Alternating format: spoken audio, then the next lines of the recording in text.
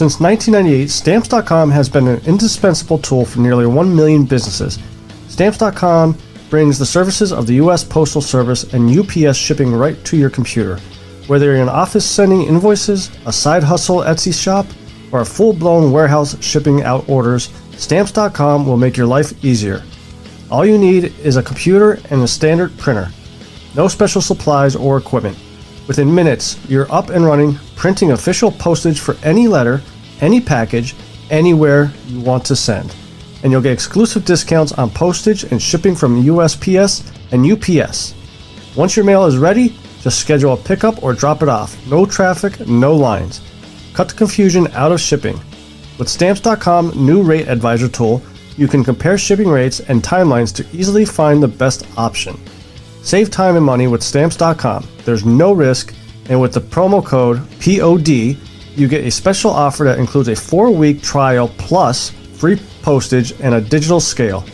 No long-term commitments or contracts. Just go to Stamps.com, click on the microphone at the top of the homepage, and type in POD. That's Stamps.com, promo code POD. Stamps.com. Never go to the post office again.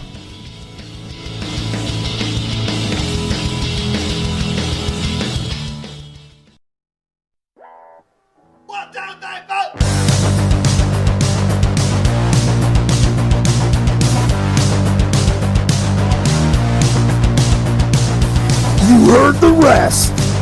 Now here's the best. Stay Tuned Sports Podcast.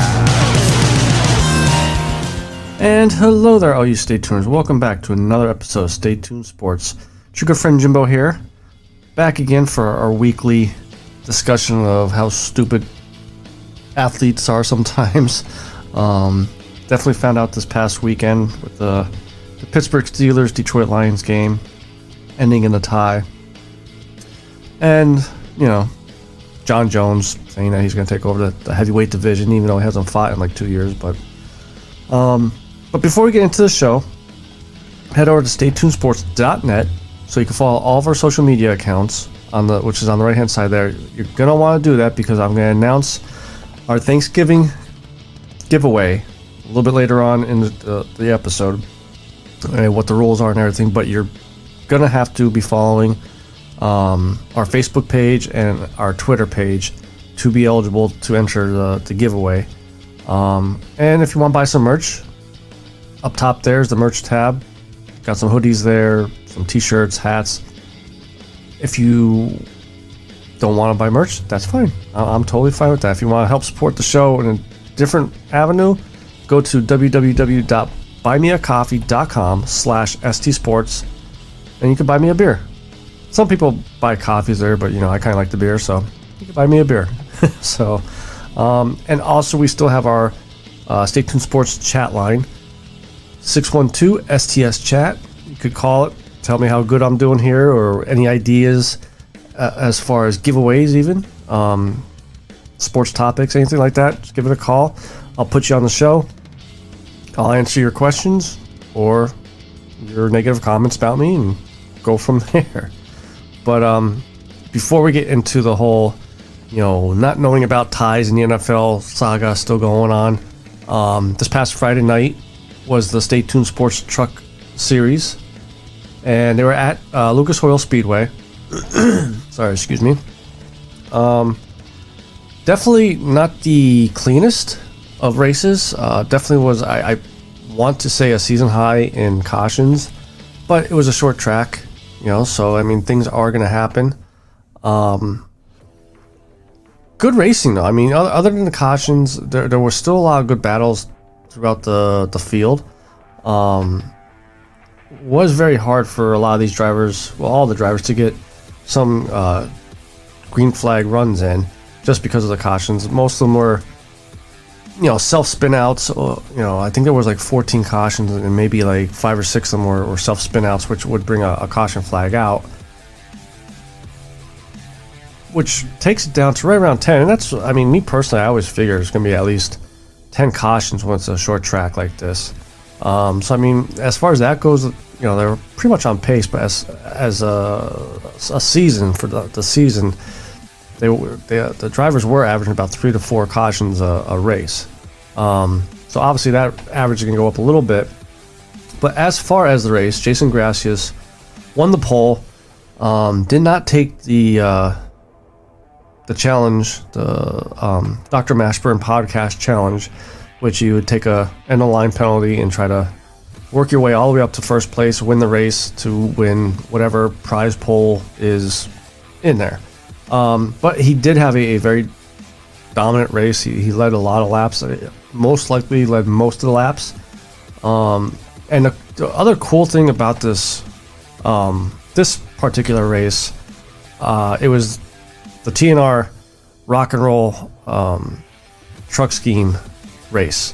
So there was a lot of trucks that painted their trucks, whether it was their favorite band or just the band in general. And some of the ones that were really cool looking, Matt Cherry did a Mudvayne, kind of like a silver looking style body.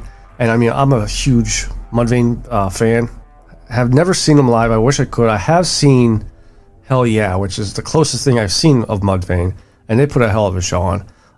But Matt Cherry's truck was really cool looking. Chris Darling did Five Finger Death Punch, which is another one of my favorite bands. That one looked really, really cool. As far as votes, because it was up to the fans to vote who the best paint scheme was. I really thought this, Chris Darling's was gonna win it until I saw Joshua Sobel's, who was Iron Maiden, and I mean, he knocked it out of the park with that paint design. As far as the voting, I mean, he destroyed the whole field that entered into this. I think he doubled whatever the second place guy's vote was. But also, Justin White's truck, he did a Guns N' Roses paint scheme, kind of like a Appetite for Destruction feel to it, and it was really cool looking. So I just want to say to all the truck drivers that did a paint scheme that I may have forgot even, they were all cool looking, really good looking. Even I forget who drove it, but Foster the People. I haven't heard that band in a few years now, and it was pretty cool to see that paint scheme out there. Getting back to the race itself, though, like I said, there was a lot of cautions. Most of them were spin outs, or some of the drivers were hitting the wall coming out of turns, which kind of made some of the trucks check up, and it was just a pinball effect type deal going. But in the end, like I said, Jason Gracias, I don't know if he was kicking himself in the ass for not taking the Dr. Mashburn podcast challenge, but he ended up winning the race. So he would have won something. Well, I'm not sure what the prize pool would have been. He ended up winning the race, and it's the second win of the season. So obviously he's locked into the playoffs. Speaking of the playoff chase, there's only 4 races left before the chase starts, and there's 67 points separating 8th to 11th place. Now, 8th through 10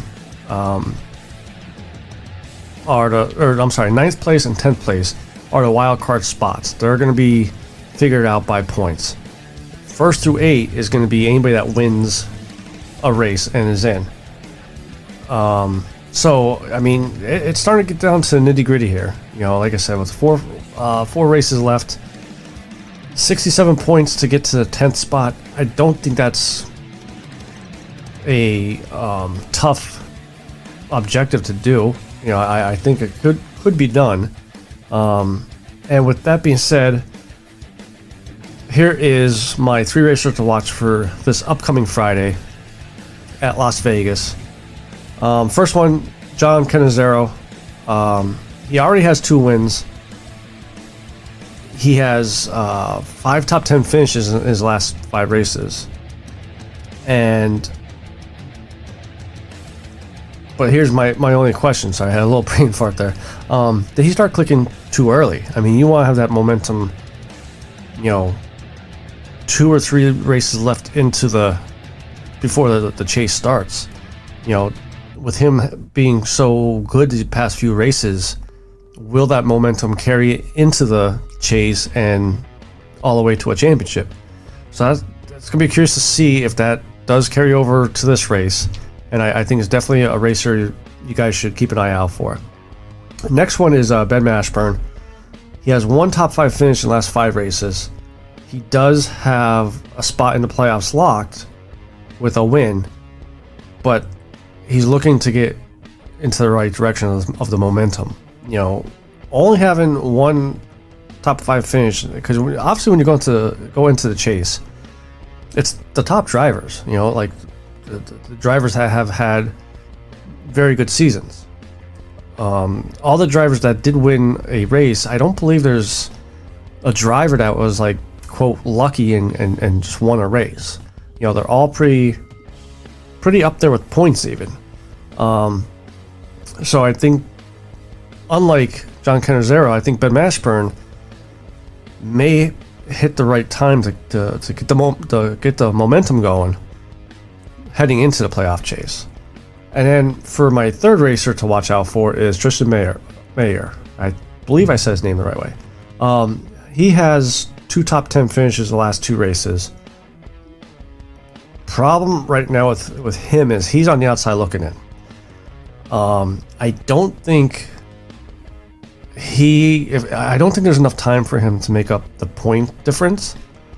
I think the easiest way for him to make the playoffs right now is by getting a win. You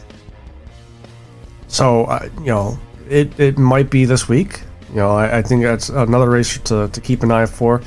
He may be driving a little bit more aggressively to get that win and lock himself into the playoff chase. So that's my 3 drivers for this week to watch. Make sure you guys tune in on YouTube over at 3Y TV Friday night, 9 p.m. Eastern time. Come join me in the chat. Usually a bunch of us there, all bullshitting about the race, rooting our guys on, small talk. Sometimes there's barbecue recipes being exchanged. You know, it's a good time. So Friday night, 9 p.m., 3Y TV over on YouTube. This past weekend, we found out that there's still ties in the NFL. Detroit Lions going for their first win of the season. Steelers, quite frankly, being the Steelers, not playing as good as everybody thinks they should be playing, ended up in a tie. And before I get into why I'm talking about this topic, I turned this game on, I would say about halfway through the 4th quarter. When I saw 16-16, there was a small part of me thinking that Detroit was going to pull this off. Detroit was going to get their first win. My sister's a big Steelers fan. I was debating if I should text her, see if she's okay. Debating if I should text her if they lose and bust on her, because, you know, obviously the Eagles destroy them 41 or 40 whatever to 7. And Detroit almost pulled it off. They went for a game-winning field goal, and this is when I realized Detroit is still cursed. They may be the new Boston Red Sox that's never going to win a championship or a playoff game for 80 years. Easy field goal to make. You know, it wasn't no 10-yard field goal, but it wasn't no 52-yard field goal. And I don't know what this kicker did, but he just flopped it. It looked like a lame duck flying through the air, ending the regulation, going to overtime. And then both teams didn't want to win. You know, Mason Rudolph was in there at quarterback because Big Ben was on the COVID list and threw an interception. Detroit, you know, next offensive possession, fumbled the ball away. And then Pittsburgh started driving down, and their receiver tried to make a couple more yards, fumbled the ball away with 8 seconds left, and that's how the game ended. But Najee Harris, that game still goes on. Who plays for ties? You know, I mean, come on now. Well, sorry, Harris, but to to kind of tell you, there's been ties in the NFL since like 1995. I'm sorry.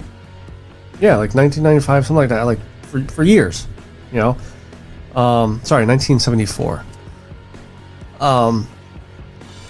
The reason why I bring this up is like every year there's a player that comes out and says, "Oh, I didn't know there was ties."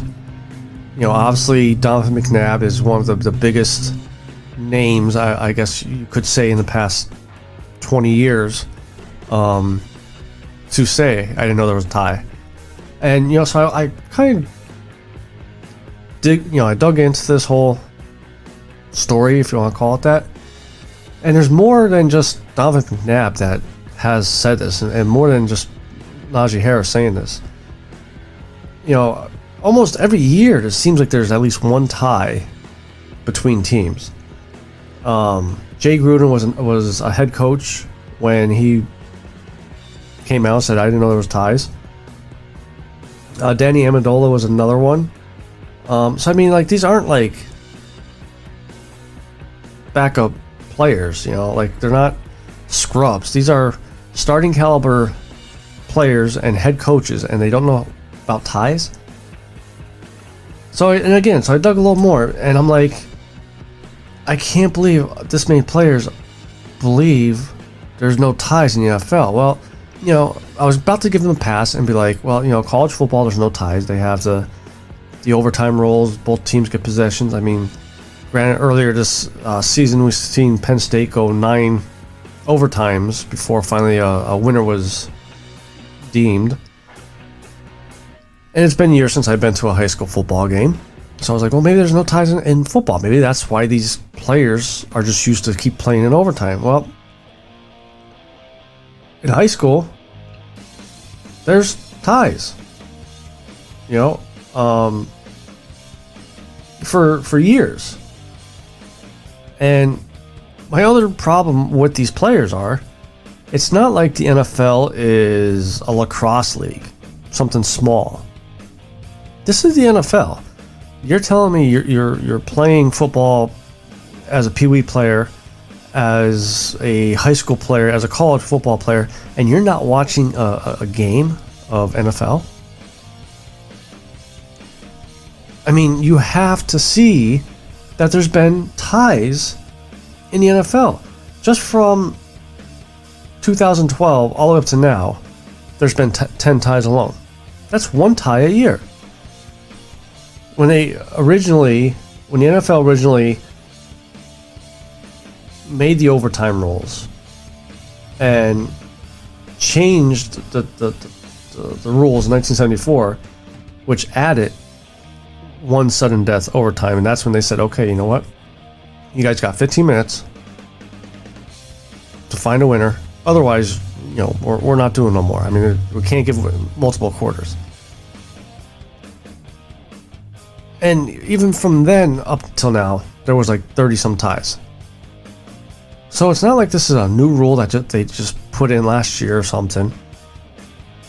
And I also blame the coaching staff. You know, you're going through preseason, you know, training camps and all that stuff. Don't you think you would be teaching your players also, hey, listen, we got to get these plays down, otherwise, you know, there's potential that we may tie.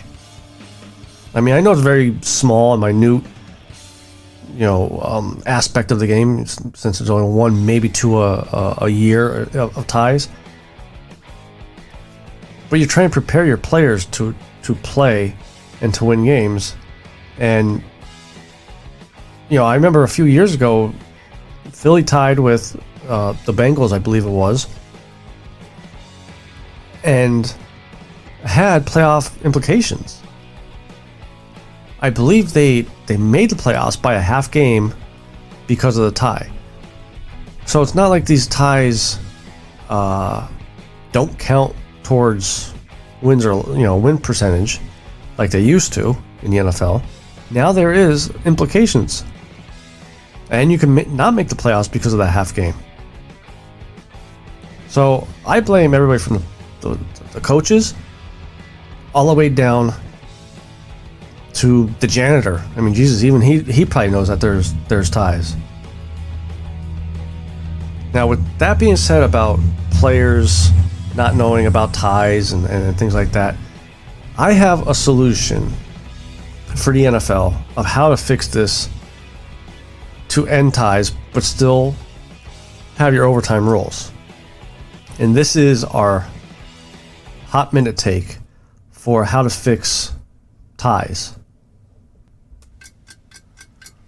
So in a way, I want the NFL to kind of take on the college thinking of overtime. You know, keep the 3-point, 7-point, possession things. The difference between college and the NFL rules that I would like to see is with college being, they get the ball at the 25-yard line, whatever. I don't want that. Get the ball at the 50. Make them drive a little bit. Let them get in the field goal range. Right now, the current rules, both teams have the opportunity to possess the ball at least one time in the overtime, unless the team scores a touchdown, then it's over. I think they should get the ball at the 50-yard line. If they get the touchdown, game's over. But they have that chance to go for a field goal. Let keep going back and forth because, like I said earlier, ties can affect playoff spots, and it just causes chaos. So that was our hot minute take. That's how I would fix the overtime rule in the NFL. I think it needs to be fixed. I know it's not 15 minutes anymore, but it's down to 10. But there's still ties. No one likes ties. There's mass confusion with it. And I think that's the best possible way to still have it be an entertaining game and not affect playoff spots down the road. Up next, we have our Blue Picks segment. And I didn't do that well this week. So that's kind of like back-to-back weeks. But here are my Blue Picks. 4th and 5. Jones steps up, takes off, he's in! Touchdown! 3rd down and 3. Jackson has all day. Looking deep for Hollywood Brown again. He's got it! Brown off to the races! And he stays on his feet! Touchdown! And here is your Blue Picks of the week. Brought to you by Skunk Duck Studios, the best ducking designs on the web. That's right. So we are doing our week 9 recap of our Blue Picks. And like I said, didn't do that well this past week. Went 1-2. I took the Colts for my blowout pick. That was the only one that hit. They won by 15. Mike White is not the great white hype. Doesn't look like he's going to be starting this week. Joe Flacco is getting a start for the Jets. Had a feeling that was going to happen. We see that a lot. A one-hit wonder one week and then it's garbage the rest of the week because teams are able to game plan for them now. And I think that's what we saw this past week. For my lock, this one I was surprised with. I took Tampa Bay over Washington, but they actually got blown out by 10 points by Washington. On top of losing Chase Young. That's a huge hit to Washington on that defense. Bruce Arians calling his team a dumb team. Tom Brady storming off during a press conference. So this week I am curious to see how and if Tampa Bay bounces back, because it just seems like Brady and Arians may not be on the same page and may start to fold. We never know. As far as my upset, I took the Falcons over Dallas. I thought Dallas was gonna. I thought this past week's game would have been the start of their yearly demise, their fall from grace.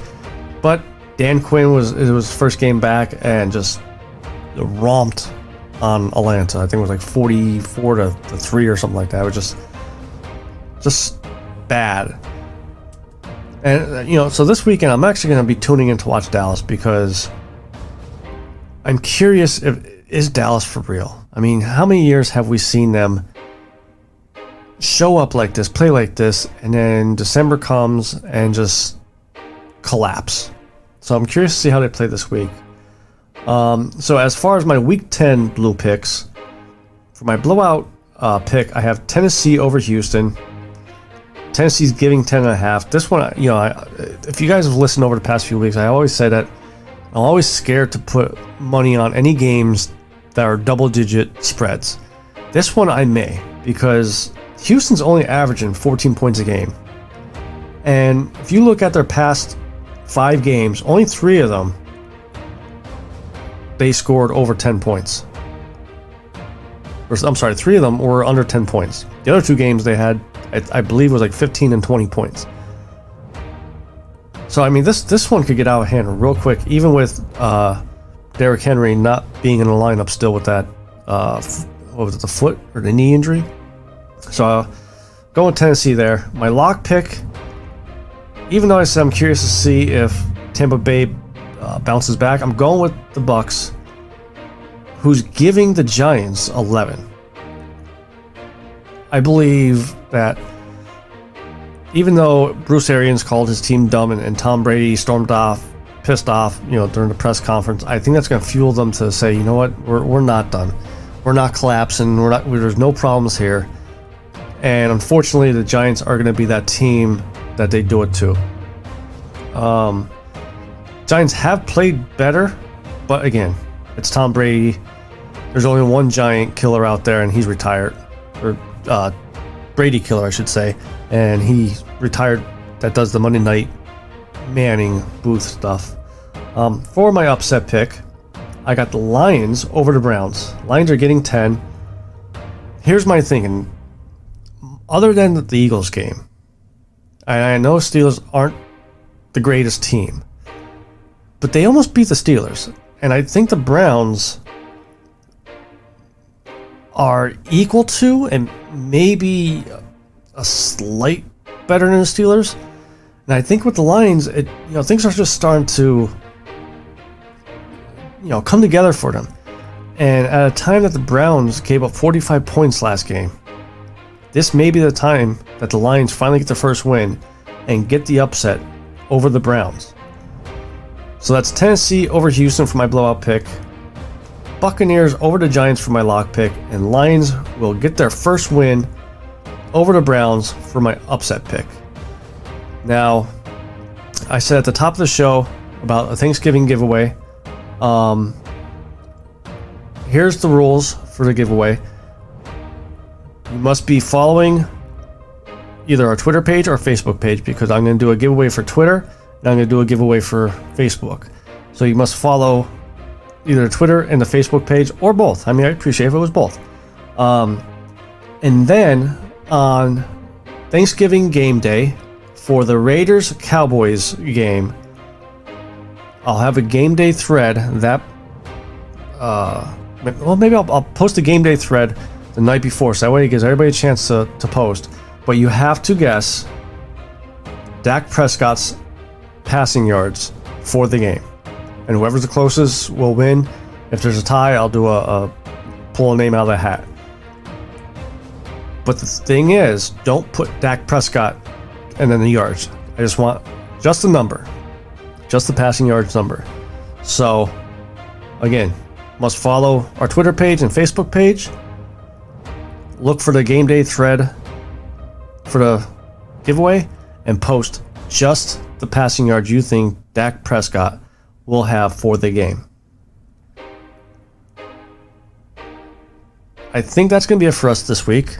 A little bit quiet week again. I was impressed with my Eagles. I'll say that. Hopefully Miles Sanders comes back this weekend, because I want to see if Nick Sirianni sticks with the running game. I'll be pissed if he doesn't. I may drive down there and kick his ass. But head over to staytunesports.net so you can follow all of our social media accounts, our Facebook and Twitter there, especially for the Thanksgiving giveaway. Up top is our merch tab. Head over to www.buymeacoffee.com/stsports to help show your support that way as well. And if there's anything in the show or any comments or suggestions about the show, call 612-STS-CHAT, and you may be on the show. You never know. So, till next week, it's your good friend Jimbo, signing out.